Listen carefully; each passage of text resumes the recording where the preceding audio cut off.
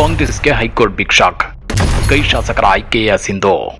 Vote ಚೋರಿ ಕಹಾ ಎಂದು ಅಶೋಕ್ ವಾಗ್ದಾಳಿ. ರಾಜ್ಯ ಕಾಂಗ್ರೆಸ್ಗೆ ಹೈಕೋರ್ಟ್ ಬಿಗ್ ಶಾಕ್ ಕೊಟ್ಟಿದೆ. ಕಾಂಗ್ರೆಸ್ ಶಾಸಕರೊಬ್ಬರ ಆಯ್ಕೆಯ ಸಿಂಧು ಅಂತೇಳಿ ಆದೇಶ ಹೊರಡಿಸಿದೆ.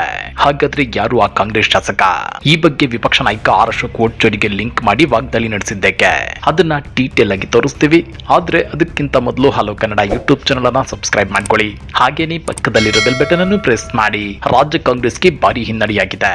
140 ಸೀಟುಗಳನ್ನ ಗೆದ್ದ ಬಹುದೊಡ್ಡ ರಾಜಕೀಯ ಪಕ್ಷ ಅನ್ನೋ ಹೆಗ್ಗಳಿಕೆಗೆ ಪಾತ್ರವಾಗಿದ್ದ ರಾಜ್ಯ ಕಾಂಗ್ರೆಸ್ಗೆ ಇದೀಗ ರಾಜ್ಯ ಹೈಕೋರ್ಟ್ ಆದೇಶದಿಂದ ಮುಜುಗರ ಎದುರಿಸುವಂತಾಗಿದೆ. ಬಾಗೇಪಲ್ಲಿ ವಿಧಾನಸಭಾ ಕ್ಷೇತ್ರದ ಕಾಂಗ್ರೆಸ್ ಶಾಸಕ ಎಸ್.ಎನ್. ಸುಬ್ಬಾರೆಡ್ಡಿ ಆಯ್ಕೆ ಅಸಿಂಧುಗೊಳಿಸಿ ಕರ್ನಾಟಕ ಹೈಕೋರ್ಟ್ ಆದೇಶ ಪ್ರಕಟಿಸಿದೆ. 2023ರ ವಿಧಾನಸಭೆ ಚುನಾವಣೆಯಲ್ಲಿ ಕಾಂಗ್ರೆಸ್ ಅಭ್ಯರ್ಥಿ ವಿರುದ್ಧ ಪರಾಭವಗೊಂಡಿದ್ದ ಬಿಜೆಪಿ ಅಭ್ಯರ್ಥಿ ಸಿ ಮುನಿರಾಜು ತಕರಾರು ಅರ್ಜಿ ಸಲ್ಲಿಸಿದ್ರು. ಇದೇ ಅರ್ಜಿ ವಿಚಾರಣೆ ನಡೆಸಿದ ನ್ಯಾಯಮೂರ್ತಿ ಎಂಜಿಎಸ್ ಕಮಲ್ ಅವರಿದ್ದ ಪೀಠ ಚುನಾವಣಾ ಅಕ್ರಮಗಳ ಹಿನ್ನೆಲೆಯಲ್ಲಿ ಎಸ್.ಎನ್. ಸುಬ್ಬಾರೆಡ್ಡಿ ಆಯ್ಕೆ ಅಸಿಂಧುಗೊಳಿಸಿ ಆದೇಶ ನೀಡಿದೆ. ಅಸಿಂಧುಗೊಳಿಸಿದ ಆದೇಶವನ್ನ ಚುನಾವಣಾ ಆಯೋಗಕ್ಕೆ ರವಾನೆ ಮಾಡಲು ಹೈಕೋರ್ಟ್ ಆದೇಶಿಸಿದೆ. ಜೊತೆಗೆ ವಿಧಾನಸಭೆ ಕಾರ್ಯದರ್ಶಿಗೂ ಕಳಿಸಲು ಹೈಕೋರ್ಟ್ ಆದೇಶ ಕೊಟ್ಟಿದೆ.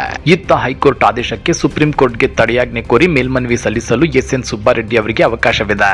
ಹೈಕೋರ್ಟ್ ಆದೇಶಕ್ಕೆ ಸುಪ್ರೀಂ ಕೋರ್ಟ್ 6 ತಿಂಗಳೊಳಗಾಗಿ ತಡೆಯಾಜ್ಞೆ ನೀಡದಿದ್ರೆ ಬಾಗೇಪಲ್ಲಿ ವಿಧಾನಸಭಾ ಕ್ಷೇತ್ರಕ್ಕೆ ಮರುಚುನಾವಣೆ ನಡೆಸಬೇಕಾಗುತ್ತೆ. ಹಾಗಾದ್ರೆ ಶಾಸಕ ಸುಬ್ಬಾರೆಡ್ಡಿ ಅವರ ಮೇಲಿರೋ ಆರೋಪ ಏನು? ಬಾಗೇಪಲ್ಲಿ ಕಾಂಗ್ರೆಸ್ ಶಾಸಕ ಎಸ್.ಎನ್. ಸುಬ್ಬಾರೆಡ್ಡಿ ಚುನಾವಣಾ ಆಯೋಗಕ್ಕೆ ತಪ್ಪು ಮಾಹಿತಿ ನೀಡಿದ್ದಾರೆ ಅಂತೇಳಿ ಕರ್ನಾಟಕ ಹೈಕೋರ್ಟ್ ಅವರ ಶಾಸಕತ್ವವನ್ನು ಅಸಿಂಧುಗೊಳಿಸಿದೆ. ಸದ್ಯ ಅವರು ಚುನಾವಣಾ ಆಯೋಗದ ಮುಂದೆ ಘೋಷಣೆ ಮಾಡಿದ್ದ ಆಸ್ತಿ, ಗೆಲುವು ಸಾಧಿಸಿದ ಮತಗಳ ಅಂತರ ಕುರಿತು ಚರ್ಚೆ ಮುನ್ನೆಲೆಗೆ ಬಂದಿದೆ. ಎಸ್.ಎನ್. ಸುಬ್ಬಾರೆಡ್ಡಿ ಅವರು ಸತತ 3 ಬಾರಿ ಬಾಗೇಪಲ್ಲಿಯಿಂದ ಶಾಸಕರಾಗಿ ಆಯ್ಕೆಯಾಗಿದ್ರು.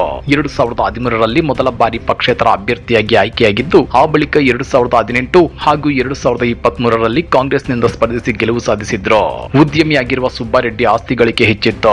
2023ರ ವಿಧಾನಸಭೆ ಚುನಾವಣೆ ವೇಳೆ ಚುನಾವಣಾ ಆಯೋಗದ ಮುಂದೆ ತನ್ನ ಬಳಿ 313 ಕೋಟಿ ರೂಪಾಯಿ ಮೌಲ್ಯದ ಆಸ್ತಿ ಇದೆ ಅಂತ ಘೋಷಣೆ ಮಾಡಿಕೊಂಡಿದ್ರು. ಜೊತೆಗೆ 70 ಕೋಟಿ ಸಾಲವಿತ್ತು. ಇನ್ನ ಹಿಂದಿನ ಚುನಾವಣೆ ಸಂದರ್ಭದಲ್ಲಿ ಅಂದ್ರೆ 2013ರಲ್ಲಿ 86 ಕೋಟಿ ರೂಪಾಯಿ ಹಾಗೂ 2018ರಲ್ಲಿ 157 ಕೋಟಿ ರೂಪಾಯಿ ಆಸ್ತಿ ಹೊಂದಿರುವುದಾಗಿ ಚುನಾವಣಾ ಆಯೋಗಕ್ಕೆ ಮಾಹಿತಿ ಕೊಟ್ಟಿದ್ರು. ಚುನಾವಣೆಯಿಂದ ಚುನಾವಣೆಗೆ ಆಸ್ತಿ ಮೌಲ್ಯವು ದುಪ್ಪಟ್ಟಾಗಿತ್ತು. ಹೀಗಾಗಿ ಸುಬ್ಬಾರೆಡ್ಡಿ ಮನೆ ಕಚೇರಿಗಳ ಮೇಲೆ ಜಾರಿ ನಿರ್ದೇಶನಾಲಯ ಕಳೆದ ವರ್ಷ ಜುಲೈನಲ್ಲಿ ದಾಳಿ ನಡೆಸಿತ್ತು. ವಿದೇಶಿ ಬ್ಯಾಂಕ್ಗಳಲ್ಲಿ ಖಾತೆ ಹೊಂದಿದ್ದಾರೆ, ವಿದೇಶಿ ವಹಿವಾಟುಗಳಲ್ಲಿ ಹೂಡಿಕೆ ಮಾಡಿದ್ದಾರೆ, ಅಕ್ರಮ ಹಣ ವರ್ಗಾವಣೆ ಮಾಡಿದ್ದಾರೆ ಎಂಬ ಆರೋಪಗಳು ಕೇಳಿ ಬಂದಿದ್ವು. ಆದ್ರೆ ಸುಬ್ಬಾರೆಡ್ಡಿ ತಮ್ಮ ಮೇಲೆ ಕೇಳಿ ಬಂದ ವಿದೇಶದಲ್ಲಿ ಅಕ್ರಮ ಆಸ್ತಿ ಆರೋಪವನ್ನ ತಳ್ಳಿ ಹಾಕಿದ್ದು, ಸಾಬೀತಾದ್ರೆ ಎಲ್ಲಾ ಆಸ್ತಿಯನ್ನ ಸರ್ಕಾರಕ್ಕೆ ದಾನ ಮಾಡುವೆ ಅಂತ ಹೇಳಿದ್ರು. ಇನ್ನ ಇಡಿ ದಾಳಿಯ ಹಿಂದೆ ಬಿಜೆಪಿ ಕೈವಾಡವಿದೆ ಅಂತಾನೂ ಆರೋಪ ಮಾಡಿದ್ರು. ಇತ್ತ ಇದೇ ವಿಚಾರವಾಗಿ ರಿಯಾಕ್ಟ್ ಮಾಡಿರೋ ಬಾಗೇಪಲ್ಲಿ ಪರಾಜಿತ ಬಿಜೆಪಿ ಅಭ್ಯರ್ಥಿ ಸಿ ಮುನಿರಾಜು ನಾಮಪತ್ರ ಸಲ್ಲಿಸುವಾಗ ಸೂಕ್ತ ಮಾಹಿತಿ ಕೊಟ್ಟಿಲ್ಲ, ಸಾವಿರಾರು ಕೋಟಿ ಹಣದ ಬಗ್ಗೆ ಮಾಹಿತಿ ಬಹಿರಂಗಪಡಿಸಿಲ್ಲ. ಹೈಕೋರ್ಟ್ ಅವರ ಶಾಸಕತ್ವವನ್ನ ಅಸಿಂಧುಗೊಳಿಸಿರುವುದಕ್ಕೆ ನನಗೆ ಖುಷಿ ಇದೆ. ವರ್ಷಗಳಿಂದ ನಡೆದ ಹೋರಾಟದಲ್ಲಿ ಜಯಗಳಿಸಿದ್ದೇವೆ ಅಂತ ಹೇಳಿದ್ದಾರೆ. ನಿಮ್ಗೆ ಗೊತ್ತಿರಲಿ, ಬಾಗೇಪಲ್ಲಿ ಕಾಂಗ್ರೆಸ್ ಶಾಸಕ ಸುಬ್ಬಾರೆಡ್ಡಿ ಅವರು 2023ರಲ್ಲಿ ನಡೆದ ವಿಧಾನಸಭಾ ಚುನಾವಣೆಯಲ್ಲಿ ಬರೋಬ್ಬರಿ 19,000 ಮತಗಳ ಅಂತರದಲ್ಲಿ ಗೆಲುವನ್ನ ಸಾಧಿಸಿದ್ರು. ಅಂದ್ರೆ ಒಟ್ಟು 82,128 ಮತಗಳನ್ನ ಪಡೆದುಕೊಂಡಿದ್ದಾರೆ.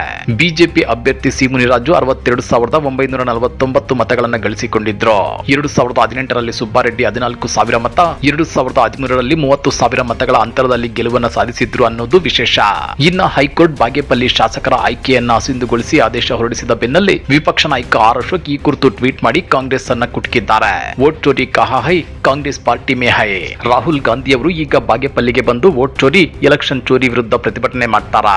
ನಮ್ಮ ದೇಶದಲ್ಲಿ ಮತಕಳ್ಳತನ, ಚುನಾವಣಾ ಅಕ್ರಮಕ್ಕೆ ಯಾರಾದ್ರೂ ಪಿತಾಮಹ ಇದ್ರೆ ಅದು ಕಾಂಗ್ರೆಸ್ ಪಕ್ಷ ಮತ್ತು ರಾಹುಲ್ ಗಾಂಧಿ ಅವರ ಪೂರ್ವಜರು ಅಂತೇಳಿ ಟ್ವೀಟ್ ನಲ್ಲಿ ಉಲ್ಲೇಖಿಸಿದ್ದಾರೆ. ಹಾಗಾದ್ರೆ ಬಾಗೇಪಲ್ಲಿಯಲ್ಲಿ ಕಾಂಗ್ರೆಸ್ ಶಾಸಕರ ಆಯ್ಕೆ ಅಸಿಂಧುಗೊಳಿಸಿದ ಬೆನ್ನಲ್ಲೇ ವಿಪಕ್ಷ ನಾಯಕ ಆರ್ ಅಶೋಕ್ ರಿಯಾಕ್ಟ್ ಮಾಡಿರೋ ಬಗ್ಗೆ ನೀವೇನಂತೀರಾ? ಚುನಾವಣಾ ಅಫಿಡವಿಟ್ ನಲ್ಲಿ ತಪ್ಪಾಗಿರೋದಕ್ಕೂ ವೋಟ್ ಚೋರಿಗೂ ಎಲ್ಲಿಂದ ಎಲ್ಲಿಗೆ ಸಂಬಂಧ? ಅದಕ್ಕೂ ಇದಕ್ಕೂ ಲಿಂಕ್ ಮಾಡಿ ಟ್ವೀಟ್ ಮಾಡಿರೋ ವಿಪಕ್ಷ ನಾಯಕ ಆರ್ ಅಶೋಕ್ ಅವರ ನಡೆ ಎಷ್ಟು ಸರಿ? ಕಮೆಂಟ್ ಮಾಡಿ, ವಿಡಿಯೋ ಲೈಕ್ ಮಾಡಿ, ಶೇರ್ ಮಾಡಿ. ಇಂಥ ಮತ್ತಷ್ಟು ರೋಚಕ ರಾಜಕೀಯ ಸುದ್ದಿಗಳನ್ನ ಮಿಸ್ ಮಾಡದೆ ನೋಡಬೇಕು ಅಂದ್ರೆ ಹಲೋ ಕನ್ನಡ ಯೂಟ್ಯೂಬ್ ಚಾನಲ್ ಅನ್ನ ಸಬ್ಸ್ಕ್ರೈಬ್ ಮಾಡ್ಕೊಳ್ಳಿ.